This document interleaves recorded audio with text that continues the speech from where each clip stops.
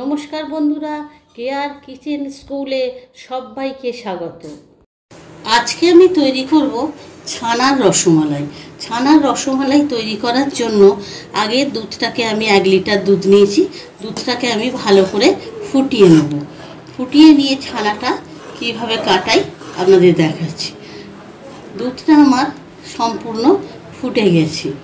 আমি এইরকম সাইজের একটা লেবু নিয়েছি। সেই লেবুটা যতখানি রস বেরিয়েছে, তার ঠিক ততখানি পরিমাণ আমি একটু জল মিশিয়ে নিয়েছি। জল মিশিয়ে নিলে তবে ছানাটা কাটবে, আর না হলে বেশি আমাকে লেবু দিতে হবে। সেই জন্য আমি এটাকে অর্ধেক পরিমাণ লেবুটার রস অনুপাতে আমি জলটা মিশিয়ে নিয়েছি। এবার আমি ছানাটা কাটিয়ে নেব। ছানাটা কাটানোর জন্যে আমি একেবারে গ্যাসটাকে ফুটে যাওয়ার পর দুধটা নিভিয়ে দেবো। নিভিয়ে দিবে আমি আস্তে আস্তে এই জলটা দিতে থাকবো, লেবুর জলটা দিতে থাকবো এবং আমি নাড়তে থাকবো।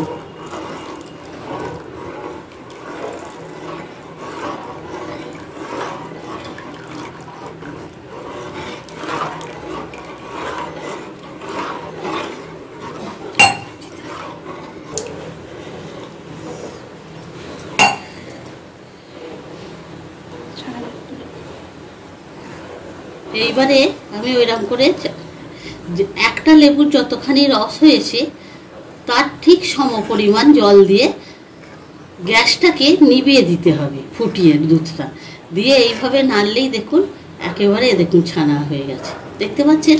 আর দেখুন জল আলাদা হয়ে গেছে, এই দেখুন ছানা জল আলাদা হয়ে গেছে। আপনারা ভিনিগার দিয়েও এটা কাটাতে পারেন, কিন্তু ভিনিগার বা লেবু দিয়ে কাটালে ছানাটাকে একটু ভালো করে ধুয়ে নিতে হবে, নাহলে রসমালাইটা টক হয়ে যাওয়ার চান্স আছে। কারণ এটা যেহেতু লেবু একটু টক জাতীয় জিনিস, ভিনিগার এবং লেবু দিয়ে কাটিয়েছি। আমি এবার ছানাটাকে জল গেলে নেব।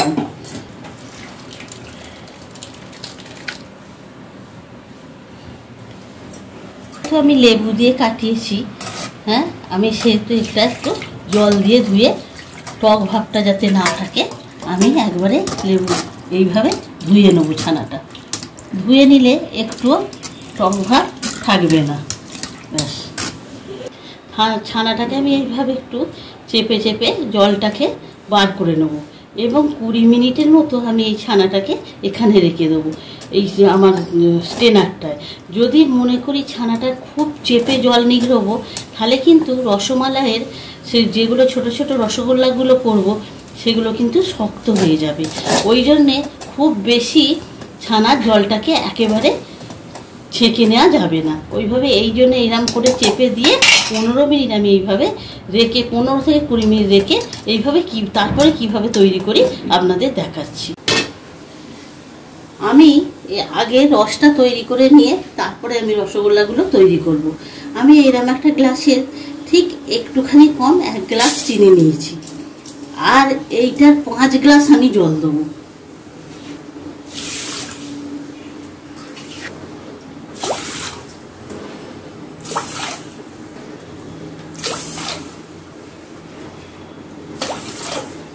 রসটা তৈরি করব, পাতলা রসটা তৈরি করব। ততক্ষণ রসটা আমার হতে থাকুক, আমি ততক্ষণ রসগোল্লাটা কিভাবে বানাই দেখিয়ে দিচ্ছি।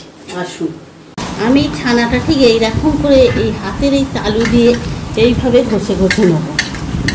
এইভাবে ঘষে ঘষে দিয়ে যখন দেখব একবারে থালা থেকে সব একেবারে ছেড়ে আসছে, তখন আমি ওইগুলোকে ছোট ছোট রসগোল্লার আকারে তৈরি করে নেব। এই রসমালাই সুজিরও করা যায়, কিন্তু আমি এখানে ছানার তৈরি করছি।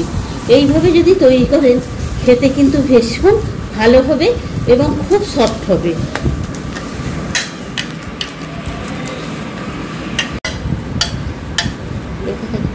এই দেখুন একদম থালাতে দেখছেন এইভাবে ছেড়ে আসবে। ছেড়ে এলে দেখতে পাচ্ছেন ছানাটা এইভাবে ছেড়ে আসবে। এইবারে এখান থেকে আমি ছোট্ট ছোট্ট গোল আকারে নিয়ে রসগোল্লার মতো এরকম দেখুন, যাতে কোনো ফাটা না থাকে, ক্র্যাক যাতে কোনো ক্র্যাক না থাকে। দেখতে পাচ্ছেন এরকম করে গোল করে ছোট ছোট বল আকারে গড়ে নেব।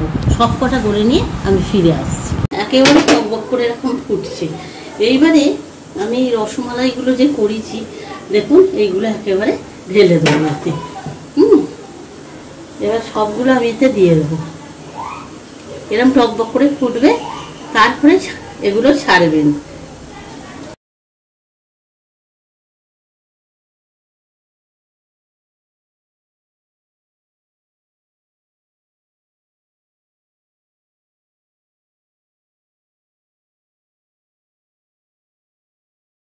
যতক্ষণ আমার রসগোল্লাটা ওখানে হচ্ছে, হ্যাঁ, ততক্ষণ আমি এই মালাইটা তৈরি করে নিচ্ছি।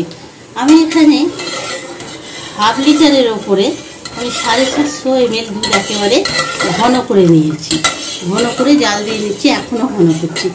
এতে আমি একটা পাউডার দিয়ে দেবো, গুঁড়ো দুধ আর কি, একটা দিয়ে দেবো, দিয়ে এটাকে আরও ঘন করবো। এটাকে আমি আস্তে আস্তে করে, যাতে ঘন, একদম ঘন হয়ে যায় মালাইটা, সেইরকম আমি তৈরি করে রাখবো। আর যে যেরাম মিষ্টিটা খাবেন সে সেরাম মিষ্টি দেবেন।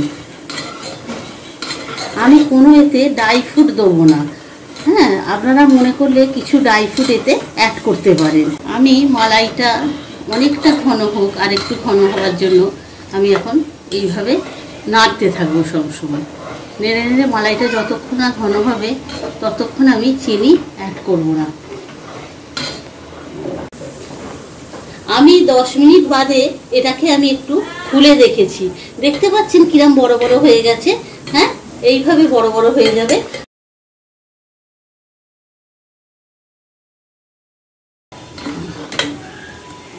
দেখুন মালাইটা মোটামুটি আমার ঘন হয়ে গেছে একেবারে।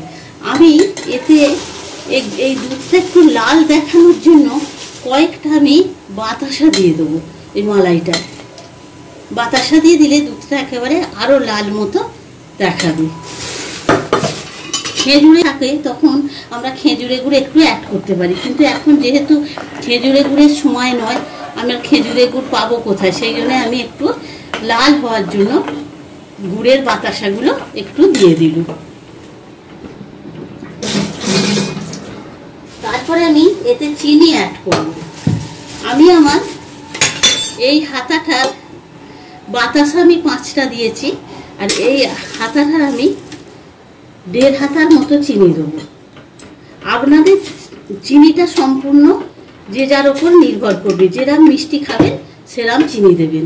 আমি এই হাতাটা 1.5 হাতা চিনি আর 5টা বাতাসা এই মালাইটায় দিলাম, দিয়ে এটা আরও কিছুক্ষণ আমি এইভাবে নাড়তে থাকি। আপনারা যদি দুধটার রঙটা আরও লাল চান, আরও লাল মতো হবে, তাহলে একটু কেশর অ্যাড করতে পারেন। এই দেখুন একেবারে তৈরি হয়ে গেছে। দেখেছেন আপনারা আমি কত ছোট ছোট করেছিলাম আর কত বড় বড় হয়ে গেছে, দেখতে পাচ্ছেন তো? এরকম বড় বড় হয়ে গেছে। আপনারা চাইলে সাইজটা আরও ছোটও করতে পারেন। এবারে আমি এইগুলোকে একটু তুলে নিয়ে এই স্ট্রেনারে রেখে দেবো, যাতে রসটা একটু ঝরে যায়। একদম স্ট্রেনারে রেখে রসগুলোকে একটু ঝরিয়ে নেব। দেখবেন খুব বেশি চাপ দেবেন না, রসগোল্লাগুলো খুব নরম, দেখতেই পাচ্ছেন, তাহলে কিন্তু ভেঙে যাবে।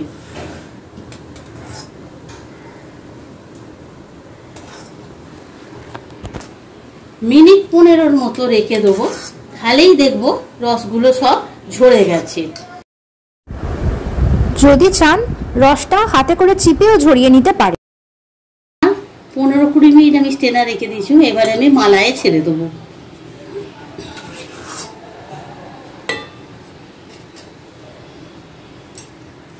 আস্তে দিয়ে দেবো।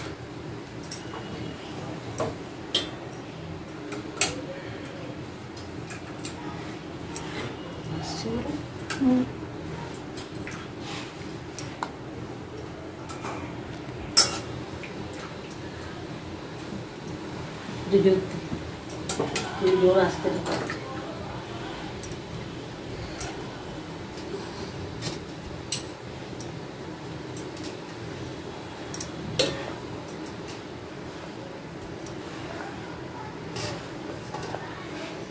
রসগোল্লাগুলো আপনি দেখুন আমার প্রচুর নরম হয়েছে, একেবারে তুলতুল করছে, দেখতে পাচ্ছেন। এইগুলোকে এবার আমি রসে কিছুক্ষণ ফুটিয়ে নেবো, সরি রস নয়, মালাইয়ে কিছুক্ষণ ফুটিয়ে নেবো। মালাইটা যতক্ষণ না ডুববে ততক্ষণ আমি এইভাবে ফোটাতে থাকবো।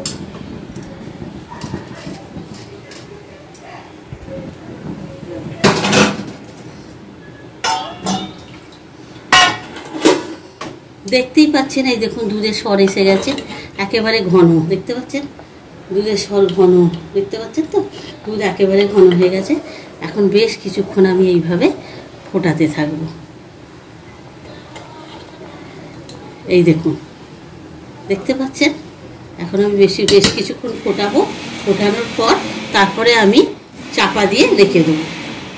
এখন আমি মিনিট 10 এই রসগোল্লাগুলো দিয়ে, ছোটো ছোটো যে রসগোল্লাগুলো তৈরি করেছি সেগুলো মালাইয়ে দিয়ে আমি মিনিট 10 মতো ফোটাতে থাকবো। ফুটিয়ে তারপরে আমি চাপা দিয়ে রেখে দেবো।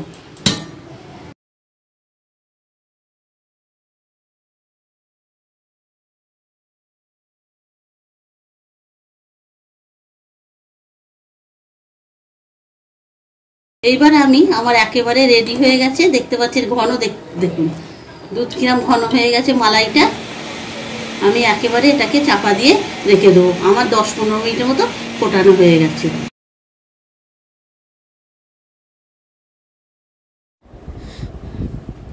আমাদের রসমালাইটা একদম রেডি হয়ে গেছে।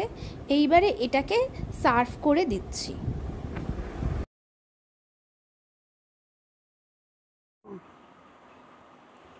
এই পথটি কমপ্লিট হয়ে গেছে। পথটি বাড়িতে সকলে ট্রাই করবেন। কেমন লাগলো আমাকে কমেন্ট করে জানাবেন। আমার চ্যানেলটি লাইক, শেয়ার, সাবস্ক্রাইব করে আমার সাথে থাকবেন। এতক্ষণ আমার সাথে থাকার জন্য সকলকে ধন্যবাদ। সকলে ভালো থাকবেন। দেখা হচ্ছে পরের ভিডিওতে নতুন একটি রেসিপি নিয়ে। নমস্কার।